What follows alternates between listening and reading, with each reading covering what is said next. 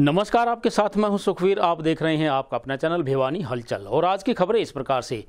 भारतीय संस्कृति व आधुनिक भारत के निर्माण का सामंजस्य है माननीय प्रधानमंत्री नरेंद्र मोदी जी, यह कहना है भिवानी महेंद्रगढ़ सांसद चौधरी धर्मवीर सिंह का।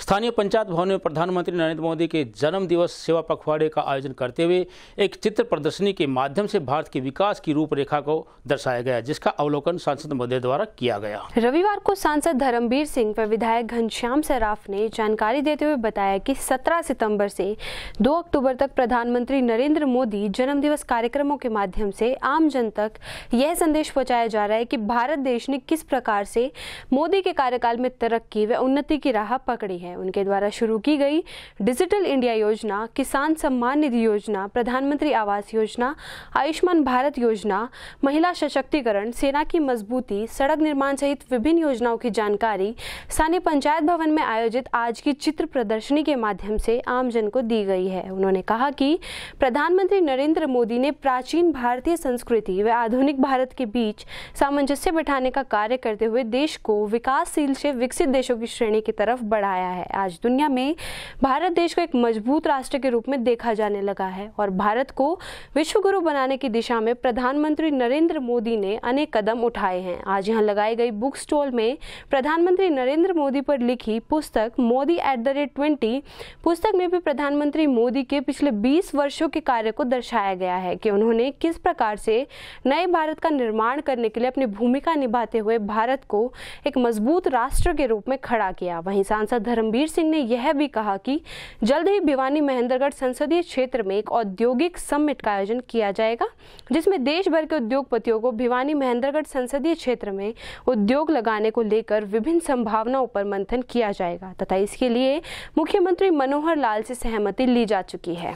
और ये तभी संभव है जब माननीय प्रधानमंत्री नरेंद्र मोदी जैसा व्यक्ति हमें इस देश के नेतृत्व के लिए मिले। अब तो आप पिछले कुछ सालों से देख रहे होंगे, हर सेक्टर में जिस तेज़ी से हमने विकास किया है और गिरती हुई जो हमारी सामाजिक परंपराएं थी या हमारी संस्कृति थी, उसको भी दोबारा से जीवित कैसे किया जा सकता है, ये केवल और केवल माननीय नरेंद्र मोदी जी के नेतृत्व में ही संभव थी। इसलिए आज ये पखवाड़े का दूसरा दिन है और बुद्धिजीवी प्रकोष्ठ के द्वारा ये सम्मेलन बुलाया गया था। इसलिए मैं तो आपके माध्यम से केवल यही कहना चाहूँगा कि नरेंद्र मोदी जी की जो सोच है दुनिया में कि हम शांति से आगे बढ़ें, हम आपस के भी एक दूसरे की जो छोटी मोटी चीज़ है उनको बुला के हमने केवल आगे बढ़ना है, इस देश को दोबारा से विश्व गुरु बनाना है। सर पिछले देखिए, आप यहाँ भिवानी हो, भिवानी से जिसने चंडीगढ़ जाने में 5.5 घंटे लग गया करते, आज 3 घंटे में पहुँच जाओ हो। और धीरे धीरे मैं ये मान के चलता हूँ कि बहुत जल्दी, मेरी 2 दिन पहले ही माननीय मुख्यमंत्री से बात हुई थी, खासकर भिवानी पार्लियामेंट क्षेत्र के बारे में, और मैंने उनसे एक रिक्वेस्ट की थी और उन्होंने उस बात को मान लिया।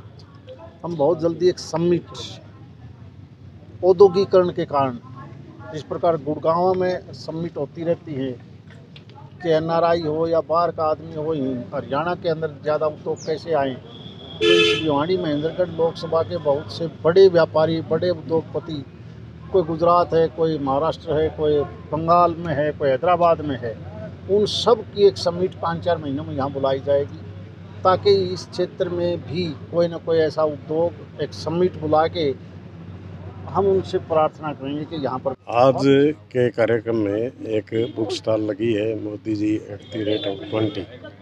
इसमें जो उपलब्धियाँ सरकार ने प्राप्त की है देश के लिए सर्वश्रेष्ठ हैं और इनको जिस प्रकार से कलमबंद किया है, ये करीब 20 विद्वान थे इसमें, जिन्होंने अपनी अपनी स्कीम जो भी इस सरकार के समय में देखी है, उन्होंने अपना पूरा का पूरा प्रकाश इन विषयों पर डाला है। मैं आज इस प्रदर्शनी के माध्यम से बुक्स की सेल लगाई गई है और 900 रुपये में ये किताब आसानी से हमें उपलब्ध हो रही है, जो हिंदी अनुवाद में। आज भारतीय जनता पार्टी के जिला अध्यक्ष भाई शंकर दुपड़ जी के अगुवाई में जिला में माननीय मोदी जी ने जिस तरह से प्रदेश के अंदर और देश के अंदर कार्य किए हैं, उनकी प्रदर्शनी उनके कार्यों की लगाई गई है। साथ ही प्रधानमंत्री जी ने जिस तरह से 20 योजनाएं जो मुख्य योजनाएं हैं, उन योजनाओं पे एक किताब की प्रदर्शनी भी यहाँ पर लगाई गई है @Modi 20 के नाम से। और कार्यकर्ताओं में इस बात को लेकर भारी उत्साह है कि उनके जन्मदिवस को कार्यकर्ता अनेक तरह के सेवा कार्य करके मना रहा है और लोगों तक ये बात पहुंचा रहा है कि प्रधानमंत्री जी ने किस तरह से देश का गौरव और सम्मान बढ़ाया। हमारे देश के बहुत ही यशस्वी, मेहनती, परिश्रमी प्रधानमंत्री नरेंद्र भाई मोदी जी का जन्मदिन है। जन्मदिन मनाया गया कल और आज 72 वर्ष उनके पूरे हो चुके हैं। और मोदी जी ने 8 वर्ष की आयु में अल्पमात्र में RSS को ज्वाइन कर लिया था और लगातार काम करते रहे। बचपन में एक दफ़ा मगरमच्छ का बच्चा भी घर पकड़ कर ले आए थे। शुरू से ही साहसी थे और उसी साहस की बदौलत ही आज मोदी जी एक छत्र विश्व नेता बन चुके हैं। किस प्रकार से उन्होंने काम किया बहुत ज़्यादा बताने की भी आज जनता को ज़रूरत नहीं है। जनता बहुत जागरूक हो चुकी है। लेकिन फिर भी जब मोदी प्रधानमंत्री बने तो जिसमें जन धन योजना थी, लोगों से दूर से देशों से उन्होंने अपनी बात बढ़ाई। चाहे नेपाल से शुरू किया, चाहे भूटान से शुरू किया, फिर टोक्यो से शुरू किया, फिर बाकी जगह चले गए और आज विश्व स्तरीय बल्कि शीर्ष नेता बन चुके हैं। ये जो पुस्तक है ये रूपा पब्लिकेशन ने प्रकाशित की है और इस पुस्तक में देश के यशस्वी प्रधानमंत्री श्रीमान नरेंद्र मोदी जी के जीवन के विभिन्न जो आयाम हैं, उन आयामों को लेकर के जो बहुत ही प्रतिष्ठित हिंदुस्तान के लेखक सुधी आलोचक हैं, उन्होंने 23 लेखकों ने इसमें अपने लेख लिखे हैं, जिसमें कि ऐसे पहलू हैं कि जिनको नरेंद्र मोदी जी ने जो दीनदयाल उपाध्याय जी का अंतिम व्यक्ति तक का विकास है, उस अवधारणा को लेकर के अनेक जो कार्य किए हैं, उन कार्यों को लेकर के इस पुस्तक में उल्लेख किया गया है। और विशेष बात ये है कि इस पुस्तक की जो भूमिका है वो लता दीदी ने लिखी है। हम सब जानते हैं कि वो पूरे विश्व की स्वर कोकिला हैं और उन्होंने इस पुस्तक में ये लिखा है। मैंने पूरी पुस्तक को पढ़ा है, लेकिन एक बात बड़ी इम्पोर्टेंट उन्होंने कही है कि यदि विश्व के जो अन्य नेता हैं, उन नेताओं से यदि मोदी जी को अलग किया जाए तो मैं उनके लिए कहूँगी कि उन्होंने 3 शब्दों में मोदी जी के पूरे व्यक्तित्व को बांध दिया है। जो ये सेवा पखवाड़ा चल रहा है माननीय प्रदेश अध्यक्ष ओम प्रकाश जी धनखड़ के आदेशानुसार, उसमें लगातार 17 सितंबर से 2 अक्टूबर तक कार्यक्रम चलने हैं। उसके नाते से कार्यक्रम किए गए। एक मोदी जी के व्यक्तित्व और कृतित्व पर एक चित्रों के माध्यम से वो जो प्रदर्शनी उन्होंने क्या किया अपने 8 साल के टेन्योर में, वो दिखाने का एक प्रयास किया गया है। और बुद्धिजीवी प्रकोष्ठ जो है भाजपा का, उन्होंने आज बुद्धिजीवियों को सम्मानित करने का और मोदी जी के ऊपर एक संगोष्ठी रही। उसमें माननीय धर्मवीर जी, सांसद भिवानी महेंद्रगढ़, भिवानी के लोकप्रिय विधायक घनश्याम जी सराफ और शिक्षक प्रकोष्ठ के हमारे प्रदेश के संयोजक डॉक्टर मदन गोयल जी, ऐसे अनेकों लोग जो आज आए जिन्होंने कार्यकर्ताओं का मार्गदर्शन किया। जो प्रबुद्ध लोग जो आए थे उनको जो है उनके बीच में जो संगोष्ठी में अपने विचार रखे, ऐसे कार्यक्रम। स्थानीय पंचायत भवन में बुद्धिजीवी प्रकोष्ठ द्वारा एक प्रदर्शनी और एक संगोष्ठी का आयोजन किया गया। जैसा कि पूरे हिंदुस्तान के अंदर भारतीय जनता पार्टी की तरफ से 17 तारीख से लेकर के 2 तारीख तक सेवा पखवाड़ा के रूप में मनाया जा रहा है। आदरणीय मोदी जी के जन्मदिन के उपलक्ष्य में जैसे कल हमने रक्तदान शिविर लगाया, उसी प्रकार से आज मोदी जी के कृतित्व और उनके कार्यों पर एक प्रदर्शनी यहाँ पर लगाई गई, एक संगोष्ठी जिसमें विभिन्न बुद्धिजीवी जन यहाँ पर उपस्थित हुए। उनका हमने शॉल उड़ा करके और उनका मान सम्मान भी किया। अनेकों लोग यहाँ पर भिवानी जिला के आए हैं। हरियाणा प्रदेश में प्रधानमंत्री टीबी मुक्त भारत अभियान की वर्चुअल माध्यम से महामहिम राज्यपाल बंडारू दत्तात्रेय द्वारा शुरुआत की गई। इस अवसर पर राज्यपाल महोदय ने अपने भाषण में सभी नागरिकों से इन मरीजों की सहायता के लिए आगे आने तथा पूरे देश को वर्ष 2025 तक टीबी मुक्त बनाने का आह्वान किया। वहीं इस अवसर पर विधायक घनश्याम सर्राफ ने स्वास्थ्य विभाग को हर संभव सहायता देने का आश्वासन दिया।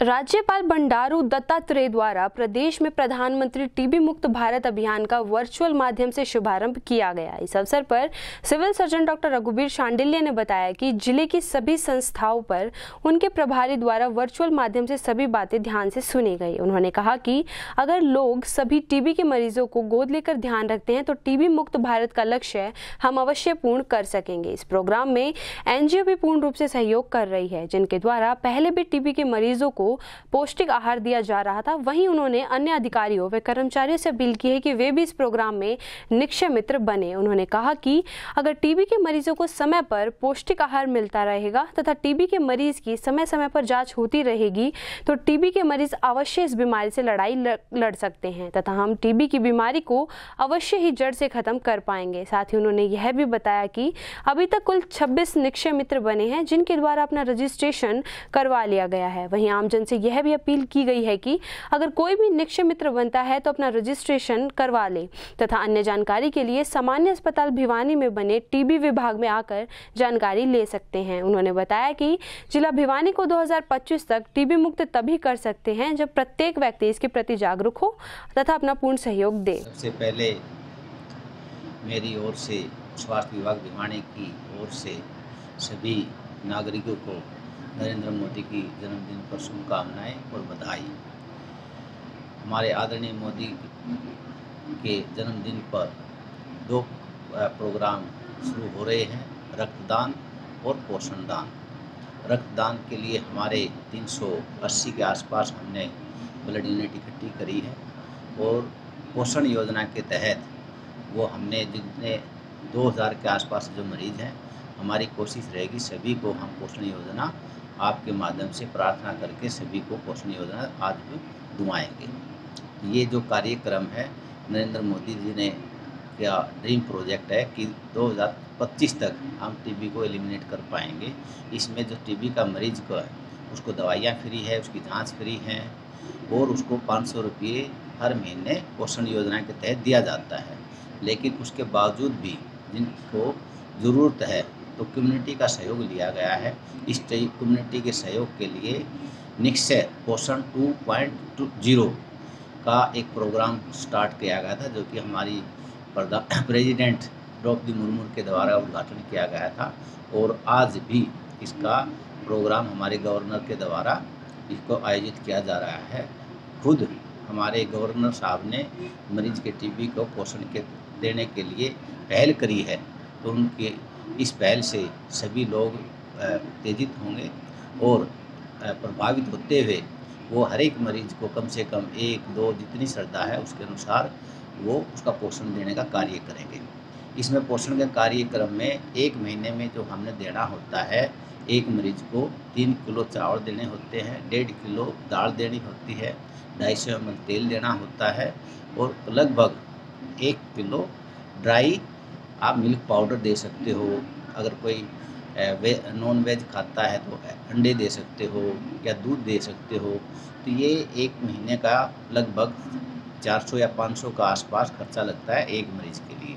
तो अपनी श्रद्धा के अनुसार एक मरीज जो है ज्वाइन कर सकता है, 2 कर सकता है, ब्लॉक के मरीज ले सकता है, पूरे डिस्ट्रिक्ट के मरीज ले सकता है, ये उनके ऊपर डिपेंड करता है। क्यूआर कोड से 99,000 रुपए की धोखाधड़ी मामले में साइबर क्राइम पुलिस भिवानी द्वारा एक बालक को अपनी सुरक्षा में लेकर 2 आरोपियों को गिरफ्तार करने में बड़ी कामयाबी हासिल की है। इस बारे में जानकारी प्रदान करते हुए सहायक उप निरीक्षक विजय कुमार ने बताया कि शिकायत व साक्ष्यों के आधार पर उनके द्वारा बेरी जिला झज्जर से 2 आरोपियों को गिरफ्तार किया गया है। रविवार को थाना साइबर क्राइम भिवानी के सहायक उप निरीक्षक विजय कुमार ने जानकारी देते हुए बताया कि दीपक निवासी खरकड़ी माखवान ने थाना तोशाम पुलिस को एक शिकायत दर्ज करवाई थी, जिसमें शिकायतकर्ता ने पुलिस को बताया कि दिनांक 24/5/2021 को उसके फोन पर एक कॉल आई थी तथा कॉल करने वाले ने खुद को शिकायतकर्ता का रिश्तेदार बनकर बातों में उलझाकर शिकायतकर्ता के पास QR कोड भेजकर शिकायतकर्ता के खाते से धोखाधड़ी करके 99,000 रुपए चोरी कर लिए। शिकायत पर थाना तोशाम पुलिस ने संबंधित धाराओं के तहत अभियोग थाना में तोशाम में अभियोग पंजीबद्ध किया गया था। इसके पश्चात अभियोग में प्रभावी कार्रवाई कर महत्वपूर्ण साक्ष्यों का आकलन करके थाना साइबर क्राइम भिवानी ने दिनांक 16 सितंबर 2022 को अभियोग में 2 आरोपियों को बेरी जिला झज्जर से गिरफ्तार करने में सफलता हासिल की थी। वहीं एक औपचारिक बालक को पुलिस अभिरक्षा में लेकर माननीय जुनाइल जस्टिस बोर्ड के सम्मुख पेश किया गया था। आरोपियों की पहचान अंसार पुत्र इकबाल निवासी खेड़ला थाना पुनहाना जिला मेवात व सरफराज उर्फ पीसा पुत्र इकबाल निवासी खेड़ला थाना पुनहाना जिला मेवात के रूप में हुई है। जांच इकाई को अभियोग में दूसरे मुख्य आरोपियों के भाई साहिल की तलाश है, जिसके लिए संबंधित जगहों पर रेड की जा रही है तथा जिसे जल्द ही गिरफ्तार किया जाएगा। वहीं थाना साइबर क्राइम पुलिस ने जिलावासियों से अपील की है कि फोन पर किसी भी प्रकार का QR कोड को स्कैन ना करें। वहीं आपातकालीन परिस्थितियों का हवाला देकर अगर कोई रिश्तेदार या दोस्त आपसे पैसे की मांग करता है तो उस रिश्तेदार या दोस्त के पास फोन करके पहले यह सुनिश्चित करें कि फोन करने वाला असल में आपका रिश्तेदार है या नहीं। आपकी सावधानी में ही आपका बचाव है। देखिए, दिनांक 24/5/21 को थाना तोशाम में दीपक वासी खरगड़ी माखवान की 99,000 रुपये फ्रॉड होने बारे एक दरखास्त प्राप्त हुई थी। मुद्दई ने बताया कि 49,500 रुपये करके 2 बार मेरे QR कोड के माध्यम से किसी ने धोखाधड़ी करके निकाल ली है, जिसकी प्राथमिक अनुसंधान थाना तोशाम द्वारा अमल में लाया गया। उसके बाद CIA द्वारा और प्रभावी अनुसंधान cyber crime police station Bhiwani द्वारा अमल में लाया गया, जो कड़ी मेहनत और महत्वपूर्ण तथ्यों का अध्ययन करके 2 आरोपियों को और 1 जुनाइल को शामिल तफ्तीश किया गया। 1 जुनाइल को शामिल तफ्तीश करके माननीय जुनाइल जस्टिस के आदेशानुसार फरीदाबाद भेज दिया गया और 2 आरोपियों को गिरफ्तार करके 2 दिन का रिमांड हासिल किया गया, जिनसे कुल 43,000 रुपये के आसपास रिकवरी की गई है। एक फर्जी आधार कार्ड भी रिकवर। सरफराज उर्फ पीसा और अंसार पुत्र इकबाल एक जुनाइल है, जो कि तीनों ही सगे भाई हैं, जो अपने नशा आदि का शौक पूरा करने के लिए ऐसा फर्जीवाड़ा। रविवार को हांसी रोड पर स्थित रामकुंज संसद भवन में श्री अग्रवाल सभा व राम प्रसाद रामेश्वर धर्मार्थ ट्रस्ट द्वारा संयुक्त रूप से चिकित्सा शिविर का आयोजन किया गया। कार्यक्रम का शुभारंभ संदीप अग्रवाल, नंदकिशोर अग्रवाल इत्यादि के द्वारा करके उपस्थित मरीजों को मुफ्त दवाइयां वितरित की गई। शनिवार को स्थानीय हांसी गेट स्थित रामकुंज सत्संग भवन में श्री अग्रवाल सभा भिवानी, राम प्रसाद रामेश्वर दास धर्मार्थ ट्रस्ट, चिनार ग्रुप के संयुक्त तत्वाधान में चिकित्सा शिविर का आयोजन किया गया। शिविर में मुख्य अतिथि के रूप में SDM संदीप अग्रवाल भिवानी ने शिरकत की। वहीं इस अवसर पर doctor KM Goyal, doctor Nitesh Goyal, doctor Rahul Goyal, doctor Monika Mittal, doctor Gaurav Jain और डॉक्टर मोनिका अग्रवाल ने अपनी सेवाएं प्रस्तुत की। आपको बता दें कि चिकित्सा शिविर में लोगों ने काफी संख्या में पहुंचकर अपनी बीमारियों का इलाज करवाया। पहले तो मैं अग्रवाल सभा की तरफ से और अग्रवाल समाज की तरफ से पूरी जनता को और धन्यवाद देता हूं कि इतना अच्छा मेडिकल हेल्थ कैंप के लिए ऑर्गेनाइज्ड हुआ। सभी सभा के जो प्रतिनिधि हैं और जो भी कार्यकर्ता हैं वो बहुत अच्छे से इस मेडिकल कैंप को संपूर्ण किया। यहाँ पे कम से कम 100 से 150 मरीजों की एंट्रीज हुई हैं, सबको अच्छे से उपचार दिया गया है। इस समय में ये वायरल बुखार की तरफ से ज़्यादा मरीजों की प्रतिभागिता रही है। जो मरीज़ बुखार के, उल्टी दस्त के और खांसी जुकाम के ये सब मरीज़ आए हैं, इन सबको नमस्कार जी, इन सबको हमने अच्छे से परफॉर्मेंस अच्छे से देखा है। और इस समय में ब्लड प्रेशर, शुगर के मरीज़ और बुखार, उल्टी दस्त के मरीज़ों का ज़्यादा आना जाना रहा है। तो अग्रवाल सभा की तरफ से सबको मुफ्त दवाइयाँ प्रदान की गई है। ECG, शुगर और सब चीज़ को बहुत अच्छे से किया गया है और सब इस चीज़ से बहुत खुश भी हैं। 25 सितंबर को पूर्व उप प्रधानमंत्री माननीय ताऊ देवीलाल की जयंती पर फतेहाबाद में किया जाएगा विशाल कार्यक्रम का आयोजन। अनेक राजनीतिक पार्टियों के प्रतिनिधि कार्यक्रम में लेंगे भाग। यह कहना इनेलो सुप्रीमो चौधरी ओम प्रकाश चौटाला का। दर्जी जिले के बोंद गांव में पत्रकार वार्ता के माध्यम से उन्होंने कार्यकर्ताओं से अधिक संख्या में पहुंचने का आह्वान किया। आने वाली 25 सितंबर को ताऊ देवीलाल की जयंती मनाने को लेकर इनेलो सुप्रीमो ओम प्रकाश चौटाला ने दादरी जिले के बोंद गाँव में कार्यकर्ताओं को संबोधित किया। वह रॉयल इंटरनेशनल स्कूल में पत्रकारों से वार्ता करते हुए उन्होंने कहा कि जेजेपी और बीजेपी सरकार पूरी तरह से महंगाई रोकने में विफल रही है तथा आज प्रत्येक नागरिक में सरकार के खिलाफ रोष है। वहीं उन्होंने कहा कि जहां इनेलो की सरकार काल में फसल का पूरा दाम किसानों को दिया जाता था, वहीं बीजेपी और जेजेपी सरकार में समय पर सरकारी खरीद तक शुरू नहीं होती। वहीं लंपी बीमारी पर बोलते हुए कहा कि सरकार इस बीमारी की रोकथाम करने के लिए नाकाम रही है। उन्होंने तीसरे मोर्चे पर बोलते हुए कहा कि फतेहाबाद में ताऊ देवीलाल की जयंती पर एक बड़ा मंच तैयार किया जा रहा है, उस पर कई राजनीतिक पार्टियां एक साथ इकट्ठा होंगी। वहीं फतेहाबाद रैली को लेकर इनेलो सुप्रीमो ओम प्रकाश चौटाला ने प्रत्येक कार्यकर्ताओं को पहुंचने के लिए अपील भी की। हमारी भाषा में एक कहावत है, सारी रात हुई एक मजार वो गठबंधन की सारी बात तो मैंने बताई थी, तो आपने सुनी नहीं? सुनी थी जी। किस किस पार्टी के साथ?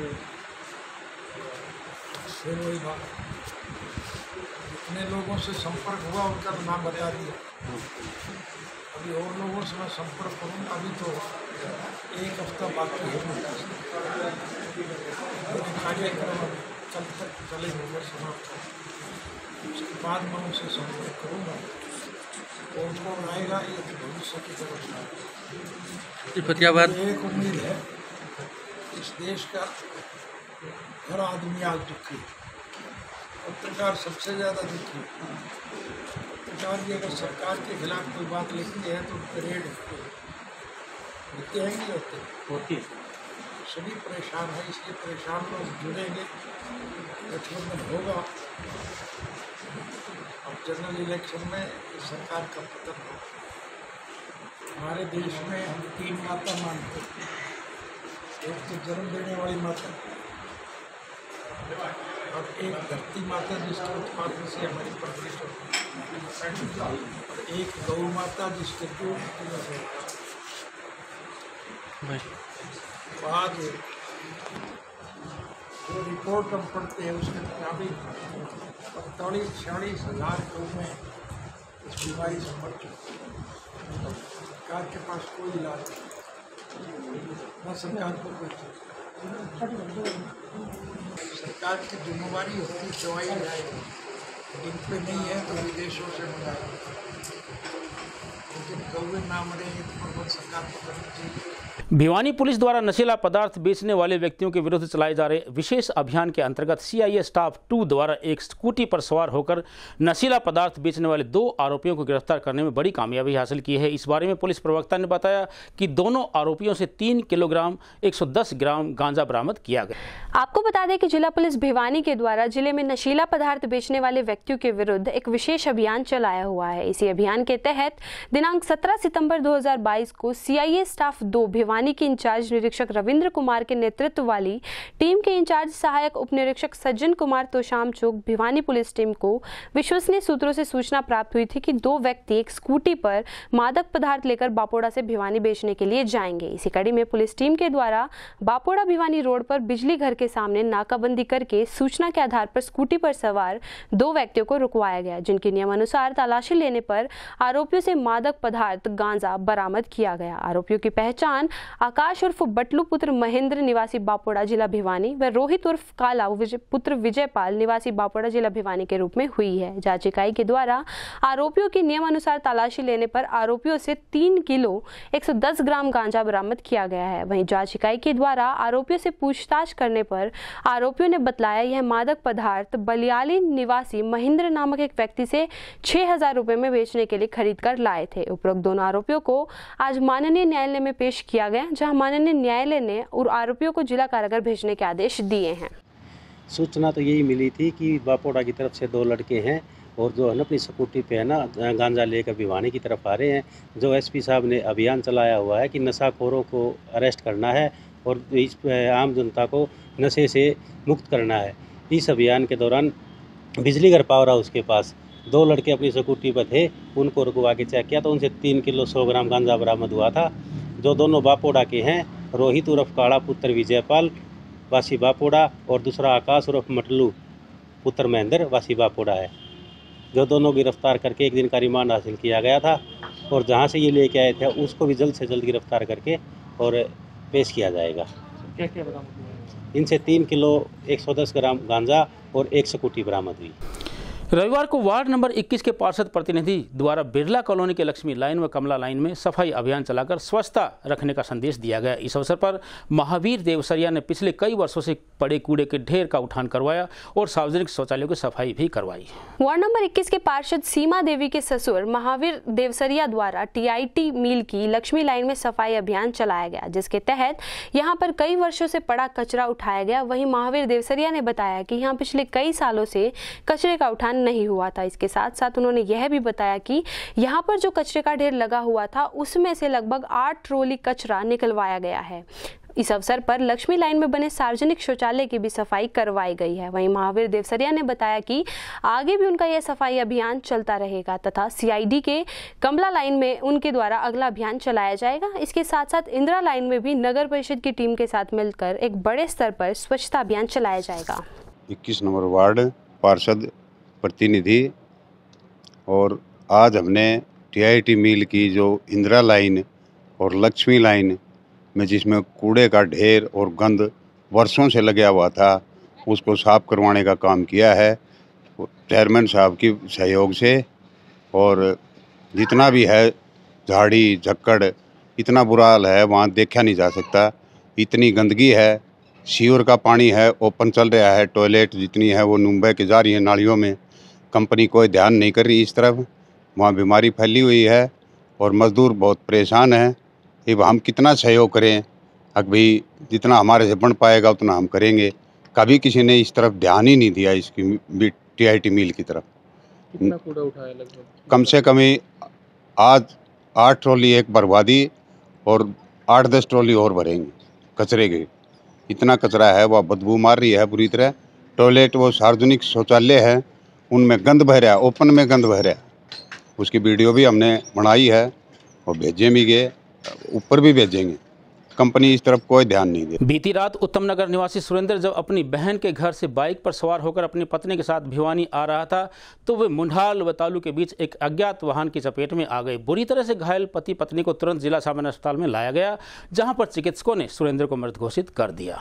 तालू मुंढाल रोड पर कल देर रात बाइक सवार पति पत्नी की अज्ञात वाहन की चपेट में आने से मोटरसाइकिल दुर्घटनाग्रस्त हो गई। दुर्घटना में घायल पति पत्नी को तुरंत हॉस्पिटल में ले जाया गया, जहां डॉक्टरों ने सुरेंद्र पुत्र छोटू राम उत्तम नगर निवासी को मृत घोषित कर दिया। वहीं इस घटना में सुमित्रा पत्नी सुरेंद्र घायल हो गई। जांच अधिकारी ने बताया कि सुरेंद्र अपनी बहन के घर कोतखलास गांव में गया था, जहां से वापस आते समय रास्ते में तालू और मुंढाल के बीच सड़क दुर्घटना में सुरेंद्र की मौत हो गई और उसकी पत्नी सुमित्रा घायल हो गई। वहीं पुलिस के परिजनों के बयान के आधार पर मामला दर्ज कर अपनी आगामी कार्रवाई शुरू कर दी है।